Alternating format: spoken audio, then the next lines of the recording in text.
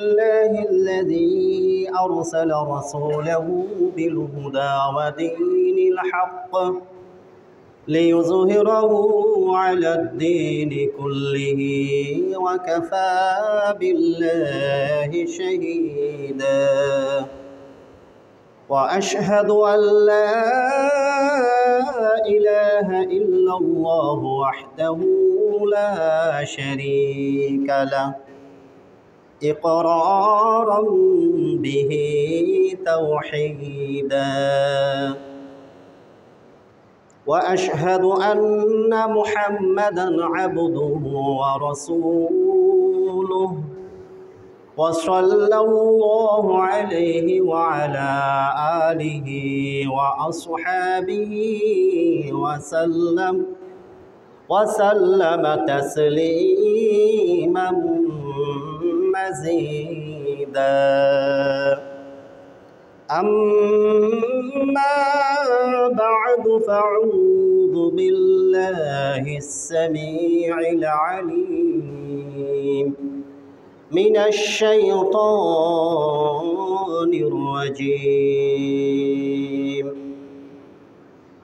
بسم الله الرحمن الرحيم ألهاكم التكاثر حتى زرتم المقابر كلا سوف تعلمون ثم كلا سوف تعلمون كلا لو تعلمون علم اليقين لترون الجحيم ثم لترونها عين اليقين ثم لتسألن يومئذ عن النعيم মহান আল্লাহ তাআলার জন্য সমস্ত প্রশংসা। যে মহান আল্লাহ তাআলা 1447 হিজরি সনের 26শে রবিউল আউয়াল 1432 বঙ্গাব্দের 6 আশ্বিন 2025 ইংরেজি বর্ষের 9 সেপ্টেম্বরের পবিত্র জুমআ দিবসের আল্লাহ পাক তার পবিত্র দরবারে আমাদেরকে হাজির হওয়ার তৌফিক দান করলেন। এই জন্য অন্তরের অন্তঃস্থল থেকে শুকরিয়া জ্ঞাপন করে বলি আলহামদুলিল্লাহ। অতঃপর অসংখ্য অগণিত সলাত সালাম এবং শান্তির ফলগুধারা বর্ষিত হোক বিশ্ব রাসূল বিশ্বনবী মুহাম্মদ সকলে বলি সাল্লাল্লাহু আলাইহি ওয়াসাল্লামের উপরে, যিনি আমাদের জন্য এনে দিয়েছেন ইহলৌকিক কল্যাণ, এনে দিয়েছেন পারলৌকিক শান্তি, মানুষকে দেখিয়ে দিয়েছেন দুনিয়া এবং আখেরাতে সার্বিক সফলতা লাভের পথ এবং পন্থা। পেয়ারে হাজিরিন, আমি আজকে আপনাদের সামনে আমপারা ছোট্ট একটি সূরা তাকাসুরের আলোকে খুতবার বিষয়বস্তু নির্ধারণ করেছি আখেরাতের জীবন। আরবিতে একটি প্রবাদ বাক্য আছে, আর দুনিয়া দারুল ফানা, এই দুনিয়া হচ্ছে ক্ষণস্থায়ী। এখানে আল্লাহ রাব্বুল আলামিন কোনো ব্যক্তিকে অমরত্ব দান করেননি, অনন্ত জীবন দান করেননি। নির্দিষ্ট একটি হায়াত, নির্দিষ্ট একটি আয়ু দিয়ে আল্লাহ তাআলা তাকে পৃথিবীতে কিছুদিনের জন্যে বসবাস করার অনুমতি দিয়েছেন। অতঃপর আল্লাহ পাকের ইচ্ছায় তার নির্দিষ্ট মেয়াদ, নির্দিষ্ট হায়াত যখন পরিপূর্ণ করে দেবে, আল্লাহ পাকের ডাকে সাড়া দিয়ে দুনিয়ার তার সমস্ত আত্মীয় স্বজন, শুভাকাঙ্ক্ষী, প্রিয়জন, বন্ধু বান্ধব, পরিবার, পুত্র স্বজন ফেলে রেখে, দুনিয়ার সমস্ত সম্পদ ফেলে রেখে আল্লাহ পাকের দরবারে তাকে হাজির হতে হবে মৃত্যুর মধ্য দিয়ে। আর এই জন্য আল্লাহ তাআলা আমাদেরকে মৃত্যু পরবর্তী জীবনের জন্যে পর্যাপ্ত পরিমাণ পাথেয় সংগ্রহ করার বারবার তাগিদ দিয়েছেন, বারবার সতর্ক করেছেন। সহি বুখারীর মধ্যে হাদিস আসছে 6417 নম্বর হাদিস। আল্লাহ নবী বলেন, ইন্না দুনিয়া হিয়া দারুল আমালি ওয়াল আখিরাতু দারুল হিসাব। দুনিয়া হচ্ছে আমল করার জায়গা, কর্ম করার জায়গা, পরিশ্রম করার জায়গা, মেহনত করার জায়গা। আর আখেরাত হচ্ছে চূড়ান্ত হিসাবের দিন। সেখানে আমার আপনার প্রত্যেকটা কর্মের খতিয়ান হিসাব আল্লাহ পাকের কাছে পেশ করা লাগবে। আর দুনিয়া মুদবিরাতুন, আল্লাহ রাসূল বলছেন, দুনিয়া তোমাদের কাছ থেকে দ্রুত বেগে মুখ ফিরিয়ে, পিঠ ফিরিয়ে নিয়ে চলে যাচ্ছে। দুনিয়া তোমাদের নিকট থেকে খুব দ্রুত বেগে হাতছাড়া হয়ে যাচ্ছে। ওয়াল আখিরাতু মুকবিলাতুন, এবং আখেরাত খুব দ্রুত গতিতে ওই সুনামির চাইতে, কালবৈশাখীর চাইতে, টর্নেডোর চাইতে তোমাদের নিকটে চলে আসছে। ওয়ালিকুল্লি ওয়াহিদিম মিনহুমা, জেনে রেখো এইদের উভয়েরই কি রয়েছে, বানুনা, দুনিয়ারও সন্তান রয়েছে, আখেরাতেরও সন্তান রয়েছে। দুনিয়ারও দাস রয়েছে, আখেরাতেরও দাস রয়েছে। দুনিয়ার প্রেমিক রয়েছে, আখেরাতের প্রেমিক রয়েছে। এরপরে আল্লাহ নবী বলছেন, ফাকুনু মিন আবনাইল আখিরা, হে আমার উম্মত তোমরা আখেরাতের সন্তান হও। হে আমার উম্মত তোমরা আখেরাতের সন্তান হও। ওয়ালা তাকুনু মিন আবনাইদ দুনিয়া, খবরদার তোমরা দুনিয়ার সন্তান হয়েও না, তোমরা কেউ দুনিয়ার চাকর হয়েও না, তোমরা কেউ দুনিয়ার দাস হয়ে যেও না। ফাইন্নাল ইয়াউমা আমালুন, নিশ্চয় আজকের দিন, এই যে তোমার হায়াত, এই যে তোমার জীবন, এটি হচ্ছে তোমার জন্য আমল করার সুবর্ণ সুযোগ, জান্নাতের পাথেও সাথে নিয়ে যাওয়ার সুবর্ণ সুযোগ। তোমার এই হায়াত যখন শেষ হয়ে যাবে, তোমার নিঃশ্বাস যখন বন্ধ হয়ে যাবে, হাতের ঢিল ছুঁড়ে দিলে যেমন ঢিল ফিরে আসে না, ধনুক থেকে তীর বের হয়ে গেল যেমন তীর আর ফিরে আসে না, ঠিক তদ্রূপভাবে আমার আপনার নিঃশ্বাস যখন বন্ধ হয়ে যাবে, যখন এই জীবন প্রদীপ নিভে যাবে, তখন আর আমার নেক কাজ করার কোনো সুযোগ হবে না, পাপ থেকে তওবা করার কোনো আর সুযোগ হবে না।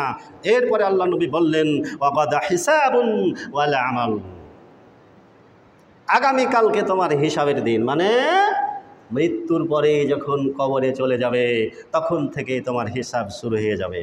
ওয়ালা আমাল, আর কবরে গিয়ে, আখেরাতে গিয়ে আর আমল করার কোনো সুযোগ নাই। এই জন্য মহান আল্লাহ তাআলা পবিত্র কোরআনে কারিমার সূরা আলে ইমরানের 185 নম্বর আয়াতে আল্লাহ তাআলা আমাদের ওই মৃত্যুর কথা বারবার স্মরণ করিয়ে দিচ্ছেন। কুল্লু নাফসিন যায়িকাতুল মাউত, নিশ্চয় জীব মাত্র, প্রাণী মাত্র, প্রত্যেকটা জীবকেই, প্রত্যেকটা প্রাণীকেই মৃত্যুর স্বাদ গ্রহণ করতে হবে। আরবিতে বলা হচ্ছে প্রবাদ বাক্যে, আন্নাসু লামাইতুন, নিশ্চয় মানুষ মরণশীল, মানুষ মরবেই। ইংরেজিতে বলা হচ্ছে ম্যান ইজ মর্টাল। ইংরেজিতে বলা হচ্ছে none can avoid death, and death keeps no calendar and death keeps no time. মৃত্যুর কোনো সময় অসময় নেই, মৃত্যু যে কোনো মুহূর্তে আপনার দুয়ারে হাজির হবে। এজন্য প্রস্তুতি নিয়ে থাকতে হবে। আল্লাহ তাআলা বলছেন, জীবন যখন পেয়েছ তখন এটা ভেবো না যে আমি কাউকে অনন্ত জীবন দান করেছি। পৃথিবীর সেই প্রথম মানুষ আদম আলাইসাল্লাম থেকে নিয়ে ঈসা আলাইসাল্লাম পর্যন্ত যত নবী এবং রাসূল পৃথিবীতে এসেছেন, অতঃপর আমার সর্বশেষ সর্বশ্রেষ্ঠ নবী এবং রাসূল, আমার প্রিয়, আমার অত্যন্ত মাহবুব, আমার সবচাইতে প্রিয় বন্ধু বিশ্ব রাসূল নবী মুহাম্মদ সাল্লাল্লাহু মৃত্যুর হাত থেকে কেউ বাঁচাতে পারে নাই। তখন মুহাম্মদ সাল্লাল্লাহু যখন মরতে হয়েছে, তখন তোমাদেরকেও মরতে হবে। কবি বলছেন, মরণ থেকে পালাও তুমি, মরণ তোমায় লইবে ঘেরি, যদিও সুদূর আকাশ পানে লুকাও সেথায় লাগিয়ে সিঁড়ি। এ মহারোগের চিকিৎসক নাই, নাই সে ঔষধ জগতে, খুঁজিয়া কাতর হইলে কি হবে, পারিবে না তারে ফিরাতে। আল্লাহর নবী জুমার সলাতে যদি কোনো দিন সূরা আলা না পড়তেন তাহলে তিনি সূরা জুমা তেলাওয়াত করতেন। যদি আল্লাহ রাসূল সাল্লাল্লাহু আলাইহি ওয়াসাল্লাম জুমার দ্বিতীয় রাকাতে সূরা গাশিয়া না পড়তেন তৎস্থলে তিনি সূরা মুনাফিকুন পাঠ করতেন। ইনশাআল্লাহ আজকে এই দুটো সূরা তেলাওয়াত হবে। এই দুটো সূরার বিষয়বস্তু সূরা জুমার মধ্যে বলা হয়েছে মৃত্যু তোমাদেরকে পাকড়াও করবে, মৃত্যুর হাত থেকে তোমাদেরকে কেউ উদ্ধার করতে পারবে না, বাঁচাতে পারবে না। মৃত্যুর পেয়ালা মৃত্যুর সুধা পান করাই লাগবে। আর সূরা মুনাফিকুনের দ্বিতীয় রুকুর মানে শেষের যেই 3টি আয়াতে আমাদেরকে মৃত্যুর পূর্বেই সৎকর্ম পর্যাপ্ত পরিমাণ আখিরাতের পাথেও পুঁজি সংগ্রহ করার জন্যে আল্লাহ তাআলা তাগিদ দিয়েছেন, মেসেজ পাঠিয়েছেন। আল্লাহ তাআলা সূরা আল ইমরানের এই আয়াতে বলছে, দেখো কুল্লু নাফসিন যায়িকাতুল মাউত, প্রত্যেককেই মৃত্যুর পেয়ালা পান করাই লাগবে। ওয়া ইন্নামা তুআফাউনা উজুরাকুম ইয়াওমাল কিয়ামাহ, অতঃপর কিয়ামত দিবসে তোমাদের প্রত্যেকটা কর্মের পরিপূর্ণ উজরা প্রতিদান তোমরা পেয়ে যাবে। আরবি প্রবাদ বাক্যে বলা হয় কামা তাদিনু তুদানি, ইংরেজিতে বলা হয় as you sow you reap, তোমার কর্ম যেমন তোমার ফল হবে তেমন। তুমি যদি অত্যন্ত কাঁচা মরিচ, বগুড়ার মরিচ যদি খাও তো ঝাল তো লাগবেই, তেঁতুল যদি খাও তো টক তো লাগবেই। ওই জন্য শায়েখ আবু তাহের বর্ধমানী রাহিমাহুল্লাহ একটি বই লিখেছিলেন, টকের ভয়ে তেঁতুল তলা। অনেকগুলো বই লিখেছেন তিনি, আলহামদুলিল্লাহ প্রায় বই পড়ার সৌভাগ্য হয়েছে। তা আপনি মরিচ খাবেন আর বলবেন আহ মরিচের কত ঝাল, একটুও মিঠা নাই। আপনি টক খাবেন আর বলবেন একটুও মিঠা নাই। তাহলে আপনি নিম গাছ লাগিয়ে কি ওই চাঁপাইনবাবগঞ্জ, রাজশাহী, মালদাহার ফজলি আম খাওয়ার কল্পনা করেন? কোনো বোকা কোনো পাগল এটা ভাবে যে আমি গাছ লাগাইছি নিম গাছ আর আমি ফল খাবো ফজলি আম, যে আম হচ্ছে ফলের রাজা?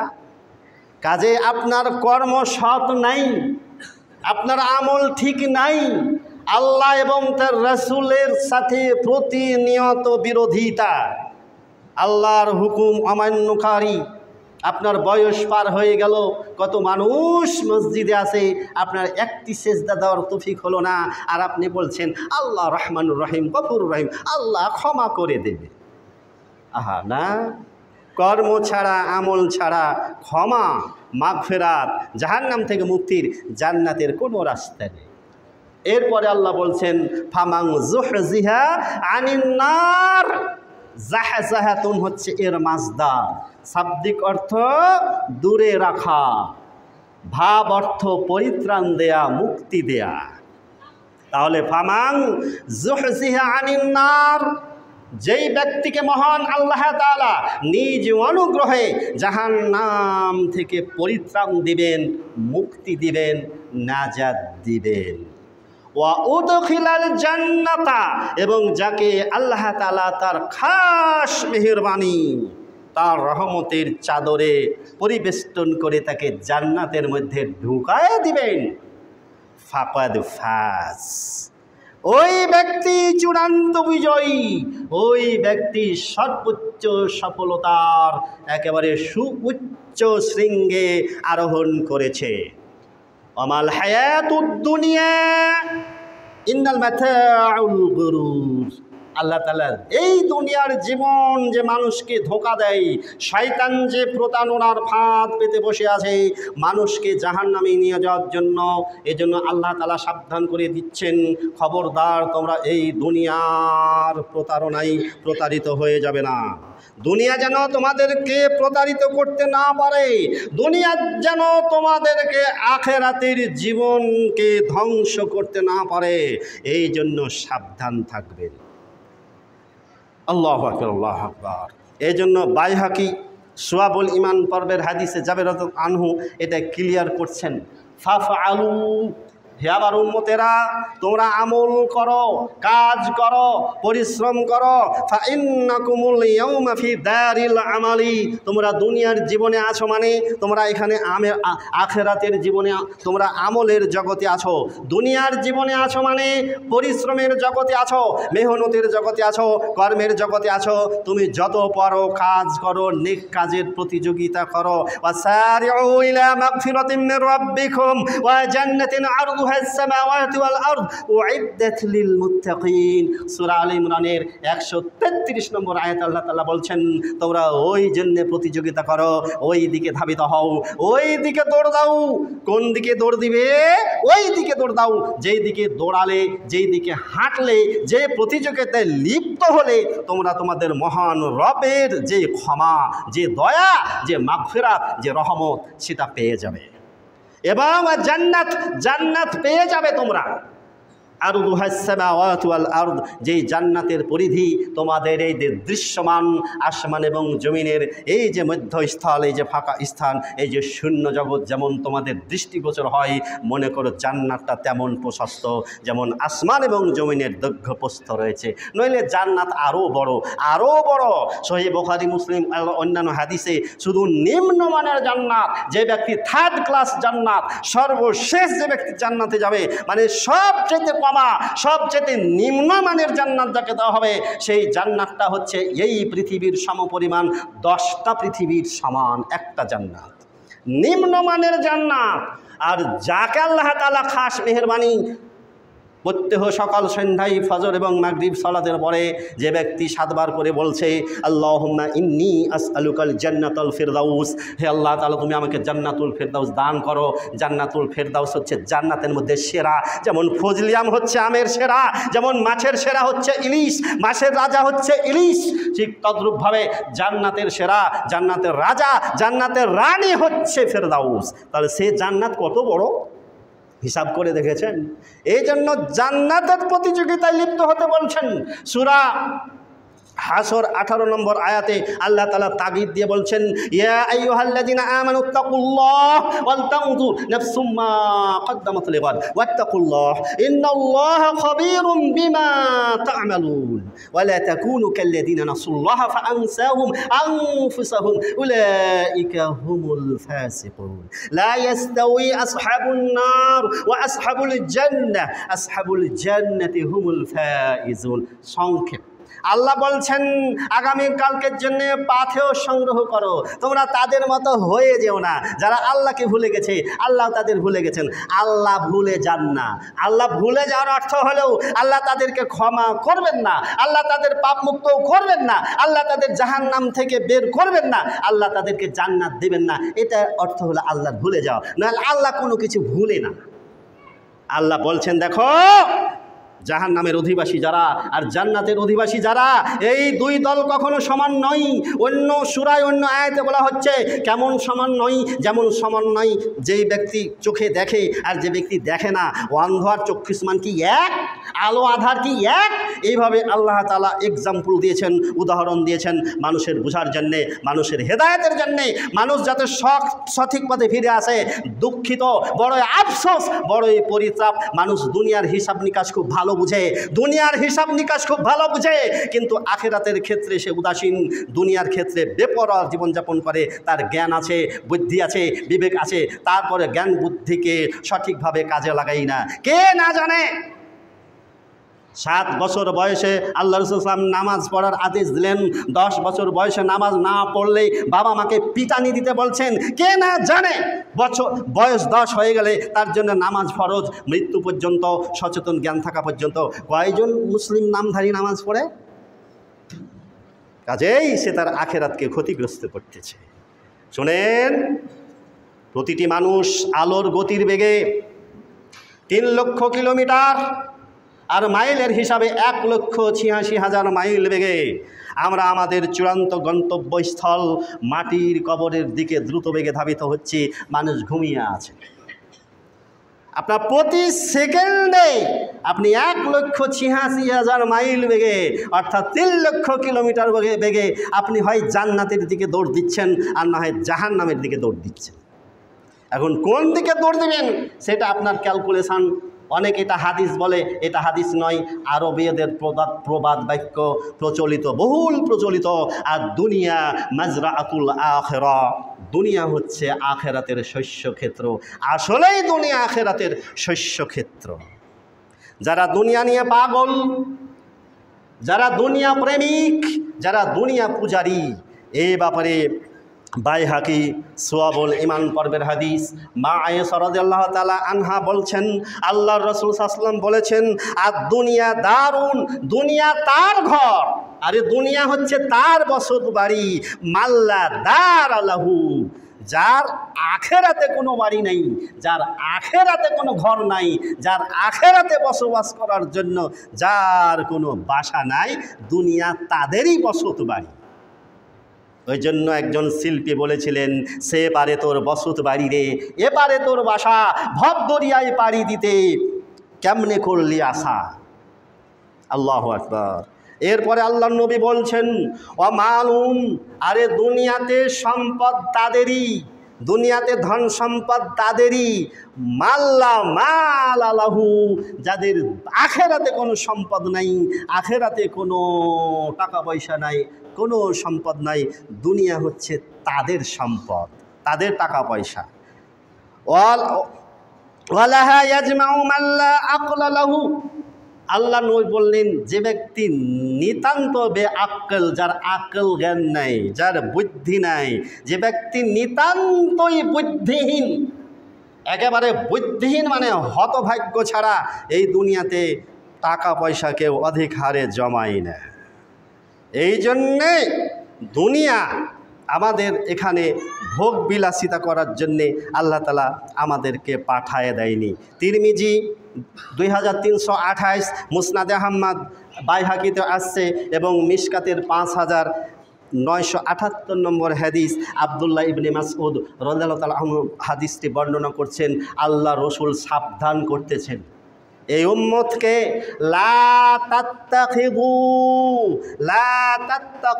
দয়া, তোমরা দুনিয়ায় টাকা পয়সা ধন সম্পদ জমা করার প্রতিযোগিতায় লিপ্ত হয়ে যেও না। তোমরা অধিক ক্ষেত খামারের পিছনে ব্যস্ত হয়ে পড়ো না, অধিক ব্যবসায়ী মুনাফা লাভের জন্য তোমরা প্রতিযোগিতায় লিপ্ত হয়ে পড়ো না। এটা করলে ফাতার বাবু ফির দুনিয়া, দুনিয়ায় তোমরা একেবারে পাগল হয়ে যাবে, তোমরা দুনিয়ার মোহে মোহবিষ্ট হয়ে যাবে, দুনিয়া তোমাদেরকে ধোঁকা দিবে, দুনিয়া তোমাদেরকে আখেরাতের বিষয়টি অনেক ক্ষতিগ্রস্ত করবে। অতএব সাবধান। সারহুস সুন্নাহর মধ্যে জুবাইর ইবনে রুফায়ের রাহমাতুল্লাহ আলাইহি একজন তাবেঈ কর্তৃক মুরসাল একটি হাদিসে বর্ণিত হচ্ছে, আল্লাহ রাসূল বলছেন, মা উহিয়া ইলাইয়া, আল্লাহ তাআলা আমাকে এই জন্য ওহী নাজিল করেননি, আমার প্রতি এই জন্য ওহী পাঠাননি, আমার প্রতি এই জন্য প্রত্যাদেশ আসেনি যে ইলাইয়া আন আজমা আল মালা, যে আমি অধিক হারে দুনিয়াতে কারি কারি অগাধ টাকা পয়সা জমাবো, একেবারে যাকে বলে বিপুল বিত্তশালী হব, বিরাট ধনী হব। এই জন্য আল্লাহ তাআলা আমাকে ধনী হওয়ার জন্যে ওহী পাঠান নাই, বরঞ্চ আকুনা এবং ওয়াকুনা মিনাত তাজিরিন, আর আমি যে ব্যবসায়ী মানে বড় একজন ব্যবসায়ী হব আর বহুত মালধন কামাবো, এই জন্য আল্লাহ তাআলা আমার প্রতি ওহী পাঠান নেই। ওয়ালাকিন উহিয়া ইলাইয়া, বরঞ্চ আমার উপরে ওহী এই জন্য পাঠানো হয়েছে, আমার উপরে এই জন্য আল্লাহ তাআলা ওহী নাজিল করেছেন, আন সাব্বিহ বিহামদি রাব্বিকা ওয়া কুম মিনাস সাজিদিন ওয়াবুদ রাব্বাকা হাত্তা ইয়াতিয়াকাল ইয়াকিন, সূরা হিজরের আয়াত। আল্লাহু আকবার। যে আমাকে আল্লাহ তাআলা এই জন্য পাঠালেন, মুহাম্মদ তুমি তোমার মহান রবের তাসবিহ পাঠ করো, বিশেষ করে সকাল সন্ধ্যায় তাসবিহ পাঠ করো, সুবহানাল্লাহি ওয়া বিহামদিহি সুবহানাল্লাহিল আযীম পাঠ করো, সুবহানাল্লাহি আলহামদুলিল্লাহি ওয়া লা ইলাহা ইল্লাল্লাহু আল্লাহু আকবার পাঠ করো, লা ইলাহা ইল্লাল্লাহু ওয়াহদাহু লা শারীকা লাহু লাহুল মুলকু ওয়া লাহুল হামদু পাঠ করো। এগুলো এক একটা তাসবিহ, তোমার জন্য জান্নাতে এক একটা ফলের বাগান, এক একটা তাসবিহ তুমি মুখ দিয়ে উচ্চারণ করবে, আর তোমার জন্য আল্লাহ তাআলা তোমার জন্যে জান্নাতে বিভিন্ন বৈচিত্র্যময় ফলের বাগান রচনা করবেন। তুমি যে ফল খেতে ভালোবাসো, তুমি যে ফল খেতে ভালোবাসো, তুমি খেজুর খেতে ভালোবাসো, খেজুর থাকবে, আঙ্গুর খেতে ভালোবাসো, আঙ্গুর থাকবে, কলা খেতে ভালোবাসো, কলা থাকবে, আম খেতে ভালোবাসো, আম থাকবে। প্যাঁচে ফেলে দিন না, হুজুর আমের কথা তো হাদিসে নেই, এই তো। কিন্তু না, নাই, তার কারণ কোরআন হাদিসগুলো সৌদি আরবের লোকেরা কাঁঠালও চিনত না, আমও চিনত না, জামও চিনত না, লিচিও চিনত না, চিনত কলা, আঙ্গুর, আপেল, বেদানা, কিশমিশ, বিশেষ করে খেজুর, আঙ্গুর, কিশমিশ, এগুলো তাদের খুব পরিচিত। এই জন্য ওই ফলগুলো তাদের পরিচিত ফলের কথা তুলে ধরেছেন। আপনি যে ফল খেতে চাইবেন সেটাই পাবেন, শর্ত পবিত্র কোরআন এবং সহিহ হাদিস অনুযায়ী আমল করা লাগবে। আসেন এখন দুনিয়াতে আমরা করছি কি, আল্লাহ তাআলা আমাদেরকে কি জন্য পাঠালেন, আর আমার আপনার গতিবিধি কোন দিকে যাচ্ছে। এবার চলছে ঘটনা। জামিআত তিরমিজি আনাস রাদিয়াল্লাহু তাআলা আনহু থেকে ইবনে হাতিম হাসান আল বসরি থেকে বর্ণনা করছেন, এবং এটি সহিহ মুসলিমে আসছে। তাফসীর ইবনে কাসির সূরা আনআম 94 নম্বর আয়াত। আমি আয়াতটি পরে বলতেছি, এই আয়াতের মধ্যেই চলে আসবে ঘটনা। ইবনে কাসির রাহমাহুল্লাহ বর্ণনা করছেন, কত নম্বর আয়াত? সূরা আনআম 94 নম্বর আয়াত, তাফসীর ইবনে কাসির। আল্লাহ নবী বলছেন, ইউতে মানে ইউজাউ বি ইবনি আদম ইয়াউমাল কিয়ামাহ, কিয়ামত দিবসে বানি আদমের একজন সন্তানকে, মানে একজন মানুষকে আল্লাহর সামনে হাজির করা হবে। কাআন্নাহু বাদাদুন, সে এত দুর্বল, মানে ছাগলের বাচ্চা, ভেড়ার বাচ্চা বা দুম্বার বাচ্চা যখন মায়ের পেট থেকে ভূমিষ্ঠ হয় তখন খুব দুর্বল থাকে। বাদাদ মানে সদ্য ভূমিষ্ঠ ভেড়া বা ছাগলের বাচ্চা, তো এরকম সে দুর্বল থাকবে। ফায়ুকাফু বাইনা ইয়াদা ইল্লা, এবং তাকে আল্লাহ রাব্বুল আলামিনের সামনে দাঁড় করানো হবে। ফায়াকুলুল্লাহু লাহু আযজা ওয়া জাল, আল্লাহ তাআলা তাকে এবারে জিজ্ঞেস করবেন, প্রশ্ন করবেন, আপাই থেকে আমি তোমাকে দুনিয়ার জীবনে কি মান সম্মান প্রভাব প্রতিপত্তি ধন সম্পদ টাকা পয়সা দান করিনি? ওয়াখাওয়ালতুকা, এবং অর্থ সম্পদ জমি জমা ক্ষেত খামারের মালিক বানাইনি? ওয়া আনআমতু আলাইকা, এবং আমি কি তোমার প্রতি আমার নিয়ামত অযাচিতভাবে দান করিনি? ফামাযা সানা'তা, অপর বর্ণনা আইনা জামা'তা, তো আমি যে তোমাকে এত টাকা পয়সার মালিক বানালাম, 50, 100, 500 বিঘার জমি বানাইলাম, বছরে 2টি 3টি ফসল ঘরে উঠাতে, চেয়ারম্যান ছিলে, ডিসি ছিলে, এমপি ছিলে, মন্ত্রী ছিলে, প্রেসিডেন্ট ছিলে, প্রধানমন্ত্রী ছিলে, আরও কত ছিলে, এগুলো আমার নিয়ামত। আমি যে তোমাকে এতগুলো নিয়ামতের অধিকারী বানাইছিলাম দুনিয়াতে, তো এগুলোর যথার্থ ব্যবহার কি করেছ? যথার্থ ব্যবহার মানে আখেরাতের জন্য তুমি কি পাঠাইছ, এটাই হলো আসল উদ্দেশ্য। ফায়াকুলু, লোকটি বলবে, ইয়া রব, হে আমার রব, জামাতুহু ওয়া সাম্মারতুহু ওয়া তারাকতুহু আকসারা মা কানা। আল্লাহ, দুনিয়াতে তুমি টাকা পয়সা জমি জমা মালিক বানাইছিলে, ব্যবসা করতাম, বড় ব্যবসায়িক ছিলাম, আমি ওগুলো জমা রাখছিলাম, জমা করছিলাম শুধু দুনিয়াতে যাতে আমার ধন সম্পদ বৃদ্ধি পায়। ওয়াইলুল লিকুল্লি হুমাযাতিল লুমাযা, তাই না? হুমাযাতিল লুমাযা, এই সূরাটি পড়বেন। আল্লাযী জামা'a মালান ওয়া আদ্দাদা, বারবার গুনে গুনে দেখে যে বাড়ছে কিনা। কেউ টান দিয়ে 1000 টাকার একটা নোট সরাইছে কি না। মানুষ তো বিশ্বাস নাই। এখন মানুষ নিজের স্ত্রীকেও নিজের সন্তানকে বিশ্বাস করতে পারে না, বাস্তবতা না। এই জন্য অর্থ সম্পদ খুব গোপনে রাখে, মানে ওর হদিস কেউ পায় না। তারপরেও যখন সবাই নির্জনে থাকে, বান্ডিলটা বের করে দেখে যে কেউ সরাইছে কিনা, দেখি তো গনে গনে দেখে যা হিসাব ঠিক আছে কিনা। এদের পরিণতি খুব ভয়াবহ, জাহান্নামে যাওয়া লাগবে। তো সে বলছে সব জমা রাখছি দুনিয়াতে। এরপরে তার প্রশ্নের উত্তর শুনে আল্লাহ তাআলা বলবেন, ফায়াকুল, আল্লাহ তাআলা বলবেন, মা কদ্দামতা আরিনি মা কদ্দামতা, তুমি আখেরাতের জন্য কি পাঠায় আছো ওটা আমারে দেখাও। লিনাফসিক, নিজের কল্যাণের জন্যে। ফালা ইয়ারাহু মা কদ্দামা শাইয়্যা, সে দেখবে যে আখেরাতের জন্যে সে কোনো কিছুই পাঠায় নাই। পুঁজিহীন, নিঃস্ব, একেবারে কাঙ্গাল, কপর্দকহীন, শূন্য হাতে আল্লাহর দরবারে উপস্থিত হয়েছে। এ পর্যন্ত হাদিসটি বর্ণনা করার পরে এবার হাসান বসরি রাহেমাহুল্লাহ সূরা আনআমের 94 নম্বর আয়াত তেলাওয়াত করলেন। এই হাদিসটি বর্ণনা করার পরে আয়াতের মধ্যে কি রয়েছে?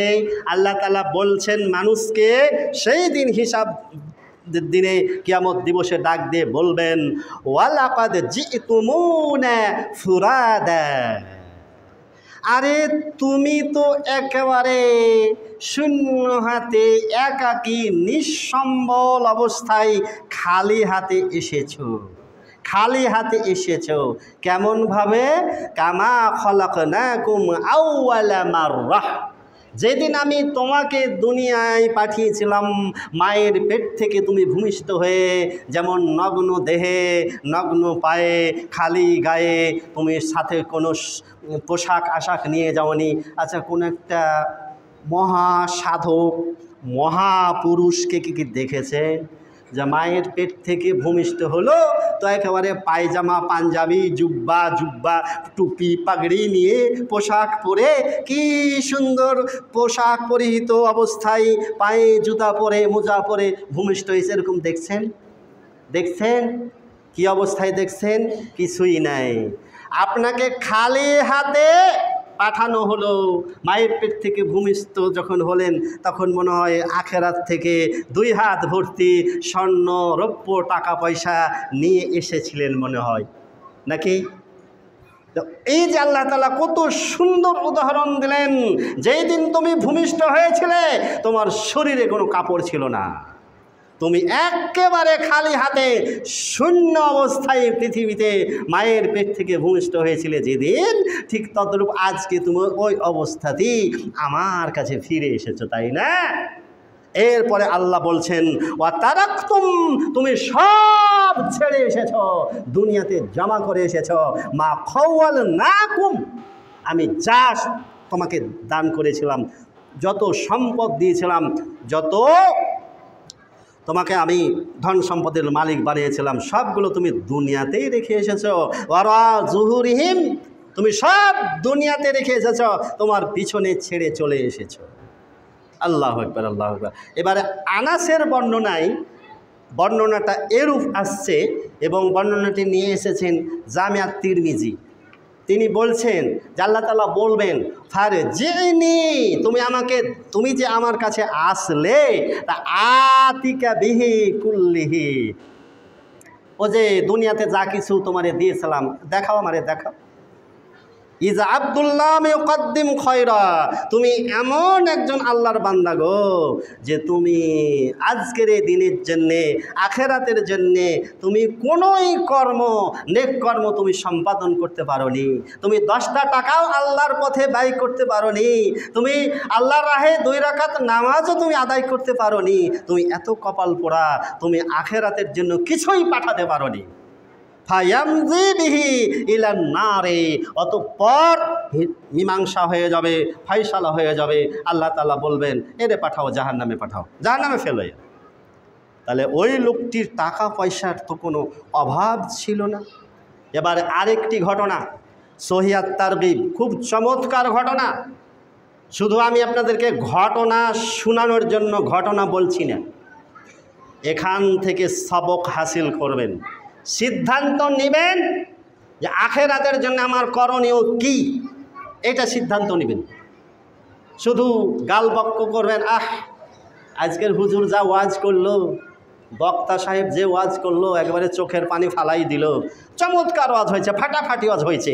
যখন জিজ্ঞেস করে যে ওয়াজ কি বিষয় হয়েছে, লাদেরি কিছুই জানি না, বলতে পারবো না কি যে বিষয়ে হুজুর ওয়াজ করলো, বয়ান করলো খুতবাতে, তবে বক্তব্য খুব চমৎকার ছিল, তবে বলতে পারছি না হুজুর কি যেন বললেন। তো এরকম আলোচনা শুনে কোনো লাভ নেই, কোনো ফায়দা নেই। এদিকে মনোযোগ দেওয়ার চেষ্টা করবেন। মহান আল্লাহ নবী বলছেন, নাশারাল্লাহু আবদাইনি মিন ইবাদিহি আকসারা লাহুমা মিনাল মালি ওয়াল ওয়ালাদি। কাল কিয়ামতের ময়দানে দুইজন ব্যক্তিকে আল্লাহ তাআলা ফেরেশতাদের মাধ্যমে ধরে নিয়ে এসে তার সামনে দাঁড় করিয়ে দিবেন। তো তাদের দুইজনই সমান সমান। বিল গেটস, বুঝতেছেন তো, আর উদাহরণের প্রয়োজন নেই। বিশাল ধনী, দুনিয়ার সর্বশ্রেষ্ঠ ধনী, আর টাকা পয়সা যেমন দিয়েছে আল্লাহ তাআলা, 15-20টা সন্তানও দিয়েছিল। আপনার আশ্চর্য যে হুজুর এই যুগে 15-20টা সন্তান হয় নাকি? আশ্চর্য ব্যাপার, কোন যুগে আছেন? আমার নানার 12টা মেয়ের পরে একটা ছেলে, 13টা সন্তান ছিল। তাই বলে আমার নানার দ্বিতীয় স্ত্রী ছিল না, এক স্ত্রীর গর্ভে 13টা সন্তান।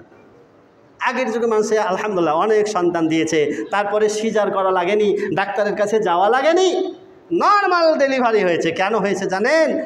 আগের যুগের মানুষ ছিল সহজ সরল, মাটির ঘরে বসবাস করেছে, অল্পতে তুষ্টি, অল্পতে সন্তুষ্ট, মানুষের মধ্যে মায়া মহব্বত ছিল, দান খয়রাত ছিল, হালাল খেয়েছে, হালাল পড়েছে, মানুষের মধ্যে আমানতদারিতা ছিল, কথা দিয়ে কথা রক্ষা করেছে, বরকত ছিল। যার ফলে এখন বরকত নাই, তো বরকত উঠে গেছে। এই জমিন থেকে আল্লাহ বরকত কবে তুলে নিয়েছে। কোটিপতির ঘরে বরকত নেই, 400-500 মণ ধান ঘরে তুলে বরকত নেই, অভাব ঘুচে না। তো এই দুইজন ধনাঢ্যশালী ব্যক্তিকে আল্লাহর সামনে দাঁড় করবেন। ফাকাল আলী আহাদিহিমা, একজন ব্যক্তিকে এবার আল্লাহ তাআলা প্রশ্ন করছেন, আই ফুলান ইবনু ফুলান, হে অমুকের ছেলে অমুক। কাল, ওই ব্যক্তি বলবে, লাব্বাইক ওয়া সাদাইক, হে আমার মহান রব, আমি তো তোমার দরবারে হাজির আছি। কি বলছেন বলুন, কি বলবেন বলুন। কাল, আল্লাহ বলবেন, আলাম উখসিরু লাকা মিনাল মালি ওয়াল ওয়ালাদি। আচ্ছা বান্দা, আমি কি তোমাকে অঢেল ধন সম্পদের মালিক বানাই নাই এবং অনেক ছেলে মেয়ের পিতা বানাইছি তোমাকে, তাই না? কলা বালা আয় রব্বি, হ্যাঁ আমার রব, হ্যাঁ এটা সত্য, আমার অনেক সম্পদ ছিল, অনেকগুলো পোলাপান হয়েছিল। কল, আল্লাহ বলবেন, ওয়া কাইফা সানাতা ফিমা আতাইতুক।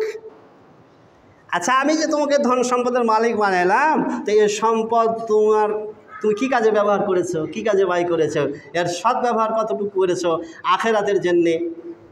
কল, এবারে ওই লোকটি বলবে, তারাকতুহুলি ওয়ালাদি মাখাফাতাল আইলা।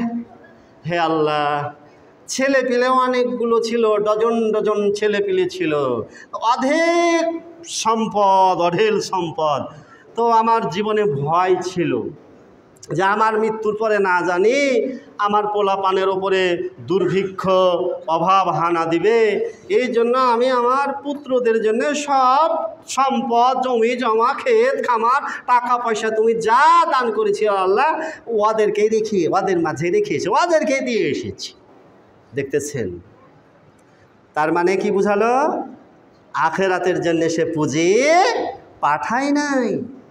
এবারে কল, আল্লাহ বলবেন, আমা ইন্নাকা লাউ তা'লামুল ইলমা লা দাহিকতা কালিলা ওয়া লা বাকাইতা কাসীরা। হে আমার বান্দা, তোমার মৃত্যুর পরে আমি যে তাদের সাথে, মানে তোমার ছেলে মেয়ে, তোমার পরিবারের উপরে কি আচরণ করেছি, আমার ব্যবহারটা কি করেছি তাদের সাথে, এটা যদি তুমি জানতে, তাহলে তুমি হো হো করে কান্না করতে, আর তোমার মুখ দিয়ে হাসি বের হতো না। কলিল মানে খুব কমই হাসতে, তার মানে তুমি হাসতেই না, এটির অর্থ বোঝায়। বলছে কি করেছি আমি? এবারে আল্লাহ জবাব বলছেন, আমা ইন্নাল্লাযী তাখাওয়াফতু আলাইহিম কদ আনজালতু বিহিম। ও, তুমি মনে করেছিলে 100 বিঘার মধ্যে 5 বিঘা জমি মসজিদে দিলে, মাদ্রাসায় দিলে কমে যাবে, তাই তুমি দান করনি। 1000 কোটি টাকার মালিক ছিলে, যেমন আমাদের বিগত প্রধানমন্ত্রীর একজন বাসার চাকরের যদি 600 কোটি টাকা থাকে, ভাবেন এবার, তাহলে নেতা নেত্রী, এমপি, মন্ত্রী, মিনিস্টারের কত হাজার হাজার কোটি টাকা ছিল। তা আল্লাহ বলবেন যে তোমার এত কোটি কোটি টাকা থাকতে, 1000 কোটি টাকা থাকতে তুমি 1 লাখ টাকা তুমি আমার পথে দান করতে পারোনি? এতই বখিল, এতই কৃপণ, এতই কপাল পোড়া। আপনাদের গ্রামে আছে কিনা জানি না, আমাদের গ্রামে অনেক আছে, হজ করে এসেছে কোটিপতি, শত শত বিঘার জমির মালিক। এই যে সামনে অগ্রহায়ণের সিজন, আমনের সিজনে ওষুধগুলোই ঠিকভাবে বের করে না, ও গরিবের হক একাই খায়। কত কপাল পোড়া, কত কপাল পোড়া। ওর পেট ভরে না, পেট ভরবে না, আল্লাহ পেট ভরাবে না তাদের। আল্লাহ তাআলা বলবেন, শুনো, ও তুমি তাদেরকে ধনী বানানোর জন্যে তুমি রেখে এসেছিলে যাতে তোমার ছেলে মেয়ে ফকির না হয়, তাই তো? শোনো, তোমার মৃত্যুর পরে তোমার ছেলেরা তোমার ওই জমি জমা বিক্রি করতে করতে করতে করতে শেষ, এখন পথের কাঙ্গাল, ভিক্ষা করে খাই, টাকা পয়সা নাই আর। তুমি যে ভয় করেছিলে, যে আশঙ্কা করেছিলে, যে ভয়ে তুমি আমার পথে দান না করে সব সম্পদ ছেলেদের পরিবারের জন্য রেখে এসেছিলে, একটিও নেই, শেষ। ওই দারিদ্র, অভাব, অনটন তাদেরকে গ্রাস করেছে। তাহলে আল্লাহ তাআলা তার সাথে ব্যবহারটা কীরূপ করলেন? ওই যে একটু আগে বলেছি, কর্ম যেমন ফলও তেমন ভোগ করতে হবে। অতএব কৃপণ ব্যক্তি, বখিল ব্যক্তি, আপনি ওটা মনে করিয়েন না, আপনি ওটা প্রশান্তিতে ভুগিয়েন না, তৃপ্তিতে ভুগেন না, যাক হুজুর দানের ওয়াজ করলো, সবাই দিয়েছে, আমি দিনই বেঁচে গেছি না। আপনি যেই সম্পদ আগলে রেখে আছেন, যেই সম্পদ জমা করে আছেন, মনে করছেন ওটা আপনার জন্য উপকারে আসবে, আপনার জন্য কল্যাণে আসবে, মোটেই না। ওটা আপনার জন্য ভয়ঙ্কর বিপদ ডেকে নিয়ে আসবে। শুধু আপনার মরণ হতে বাকি, মৃত্যু হতে বাকি। শেষ নিঃশ্বাস বন্ধ হওয়ার পরে বুঝবেন টাকা পয়সা পৃথিবীতে জমিয়ে রেখে যাওয়ার মারাত্মক পরিণতি কেমন হয়, এর স্বাদ কেমন তিক্ত হয়, ওটা মৃত্যুর পরে গিয়ে বুঝবেন। দ্বিতীয়, এবার দেখেন, আল্লাহু আকবার, আল্লাহু আকবার। ওয়ায়াকুলুল আখির, দ্বিতীয় ব্যক্তিকে ধরে নিয়ে আসা হবে। আই ফুলান ইবনে ফুলান, আল্লাহ বলবেন, হে উমুকের ছেলে উমুক। ফায়াকুল লাব্বাইক ওয়া সাদাইক, হে আল্লাহ, আমি তো তোমার দরবারে হাজির আছি। আল্লাহু আকবার। ক্বালা লাহু, এবারে ওই লোকটিকে বলবেন, আলাম উকসির লাকা মিনাল মালি ওয়াল ওয়ালাদি, আমি কি তোমাকে অধিক সম্পদের মালিক বানাই নাই এবং অধিক ছেলে মেয়ের পিতা বানাই নাই? সে বলবে কি, ক্বালা বালা আয় রব, হে আমার রব, হ্যাঁ। ক্বালা কাইফা সানাতা ফিমা আতাইতুক, আচ্ছা অনেক সম্পদ, অনেক সম্পদ, অনেক জমি জমা ক্ষেত খামার মালিক ছিলি, কি করেছো দুনিয়াতে বলো এবার। এবারে লোকটি বলবে, খুব খেয়াল করে শুনুন, কাল, লোকটি বলবে, আনফাকতু, আরে আল্লাহ, হে আমার রব, আমি আপনার সামনে দাঁড়িয়ে আমি এটা নির্দ্বিধায়, অত্যন্ত গর্বের সাথে, আনন্দের সাথে এটা আমি ডিক্লার করছি যে আপনি আমাকে যা কিছু দান করেছেন, আনফাকতু, আমি সব তোমার পথে আমি দান করে দিয়েছি। ওয়াসাতিকতু লিওয়ালাদি মিন বাদি বিহুসনি তাওলিক, আর আমি আমার ছেলেদের এ মর্মে ওসিয়ত করেছি, হে আমার ছেলেরা, যে মহান আল্লাহ তাআলা নিজ অনুগ্রহে, নিজ দয়ায়, নিজ অনুকম্পায় আমাকে বিশাল ধন সম্পদের মালিক বানিয়েছেন, অনেক বিশাল ক্ষেত খামার জমি জমার মালিক বানিয়েছেন, সেই আল্লাহ কখনো মরেন না, সেই আল্লাহ জীবিত। শোনো, তোমরা যদি আল্লাহর ওপর তাওয়াক্কুল রাখো, আল্লাহর ওপরে যদি সুধারণা রাখো, আল্লাহর ওপরে যদি তোমাদের বিশ্বাস, ইয়াকিনটা দৃঢ় হয়, বিশ্বাস মজবুত হয়, যে আল্লাহ আমাকে ধনী করেছেন, যে আল্লাহ আমাকে জমি জমা ক্ষেত খামারের মালিক করেছেন, আমার মৃত্যুর পরে সেই আল্লাহ তোমাদেরও ধনী বানায় দিবে, তোমাদেরও ক্ষেত খামারের মালিক বানায় দিবে। খবরদার, আল্লাহর ওয়াস্তে দান খয়রাতের বিষয় থেকে কখনো নিজের হাতকে গুটিয়ে রাখবে না। তাহলে ছেলের বাবা কি ওসিয়ত করলো? আল্লাহর উপরে ভরসা রাখার জন্য বলল, আর সে তার সম্পদ জমি জমা আল্লাহর পথে জীবিত অবস্থাতে দিয়ে গেল, আল্লাহর সন্তুষ্টির জন্যে। আল্লাহু আকবার, আল্লাহ। কল, এবারে আল্লাহ উত্তরে খুব সন্তুষ্ট, খুব খুশি। আল্লাহ বলছেন, আমা ইন্নাকা লা তা'লামুল ইলমা লা দাহিকতা কাসীরা ওয়া লা বাকাইতা কলিলা। বান্দা শুনো, তোমার মৃত্যুর পরে তোমার পরিবারের ওপরে, তোমার ছেলে মেয়েদের সাথে, তোমার স্ত্রীর সাথে আমি যে আচরণ করেছি, যে ব্যবহার করেছি, অর্থাৎ আমি তাদের প্রতি যে নিয়ামত দান করেছি, এটা যদি তুমি জানতে তবে তুমি খুব বেশি মাত্রায় হাসতে, কানতে না মোটে। সুবহানাল্লাহ, সুবহানাল্লাহ। আমা ইন্নাল্লাযী ক্বাদ ওয়াসিকতা বিহি ক্বাদ আনজালতু বিহি। তুমি যে বিষয়ে তাদেরকে ওসিয়ত করেছ, আল্লাহর ওপরে সুধারণা, আল্লাহর ওপরে ভরসা করার জন্য ওসিয়ত করেছ, আল্লাহু আকবার। আর আল্লাহ যে তাদেরকে সমৃদ্ধশালী, সম্পদশালী, সচ্ছল বানিয়ে দিবে, এই ব্যাপারে তাদেরকে ওসিয়ত করেছ, জ্ঞান দিয়ে এসেছ। দেখো, তোমার মৃত্যুর পরে তোমার পরিবার কখনো অভাব অনটনে পড়ে নাই, অন্যের দ্বারস্থ হয় নাই, বরঞ্চ তোমার চাইতে তারা অধিক অধিক বেশি সুখে, শান্তিতে এবং সম্পদ ঐশ্বর্যের মধ্যে ডুবে আছে। বলেন আলহামদুলিল্লাহ। এই জন্য আরবি কবি বলছেন, ওয়ালা তাজমাউ মিনাদ দুনিয়া কাসীরা। হে আল্লাহর বান্দা, হে বানি আদমের সন্তান, তোমরা দুনিয়াতে অধিক হারে ধন সম্পদ, টাকা পয়সা জমা করো না। জেনে রেখো, ফা ইন্নাল মালু ইউজমাউ লিন নাফাত। দুনিয়াতে টাকা পয়সা জমানো হয়, এটা একবারে নিঃশেষ হয়ে যাওয়ার জন্য, এটা থাকে না। কবি আহনাফ ইবনে কায়েস রাহিমাহুল্লাহ, একজন তাবেঈ, একজন ব্যক্তির হাতে একটা দিনার কি দিরহাম দেখে ওই লোকটিকে জিজ্ঞেস করছেন, আচ্ছা এই দিনারটা দিরহামটা কার? বলছে, কেন? এটা আমার হাতে আছে, এটা আমারই দিনার বা দিরহাম। তখন আহনাফ ইবনে কায়েস সুন্দর করে বলছে, দেখো, আনতালিল মালি ইদা আমসাকত। যখন তুমি টাকা পয়সাটা আঁকড়ে ধরে থাকলে, তখন তুমি টাকার গোলাম হয়ে গেলে, তুমি টাকার দাস, অর্থের দাস, অর্থের চাকর হয়ে গেলে। ফাইজা আনফাকতাহু ফালিল মালুলাক। আর যখন তুমি আল্লাহর রাস্তায় দান করলে, তখন ওই সম্পদটাই তোমার উপকারে আসবে। সম্পদ তখন তোমার অধীন হলো, তোমার দাস হলো। তার মানে তুমি সম্পদের দাস হও না, সম্পদ তোমার দাস হবে, তোমার চাকর হবে। তা আল্লাহ তাআলা আমাদেরকে এই যে বিভিন্ন উদাহরণের মাধ্যমে, কোরআনের মাধ্যমে এবং আল্লাহ রাসূল সাল্লাল্লাহু আলাইহি ওয়াসাল্লাম সহিহ হাদিসের বিভিন্ন ঘটনার মাধ্যমে আমাদেরকে যে বিষয়গুলোর ব্যাপারে সতর্ক করছেন, বুদ্ধিমান, জ্ঞানী, সচেতন ব্যক্তিদের জন্য আল্লাহর পাকের পক্ষ থেকে উপদেশ, রাসূলের পক্ষ থেকে উপদেশ, যে আমরা যেন মৃত্যুর যেই পরবর্তী জীবন রয়েছে, আখেরাতের জন্যে, জান্নাত পাওয়ার জন্যে আমার আপনার যতগুলো সাধ্য আছে, আল্লাহ তাআলা যাকে যেইভাবে সামর্থ্য দান করেছেন, আপনার অর্থ আছে, আপনি অর্থ দিয়ে আপনি জান্নাত কিনবেন। আপনার মেধা আছে, আপনি মেধা দিয়ে আপনি জান্নাত কিনবেন। আল্লাহ তাআলা আপনাকে বাচনভঙ্গি, আপনাকে কথা বলার শক্তি দিয়েছেন, আপনি বক্তব্য দিয়ে আপনি জান্নাত কিনবেন। আল্লাহ তাআলা আপনাকে লিখনির যোগ্যতা দান করেছেন, আপনি সহিহ হাদিসের কিতাব লিখে দাওয়াতের মাধ্যমে আপনি জান্নাত কিনবেন।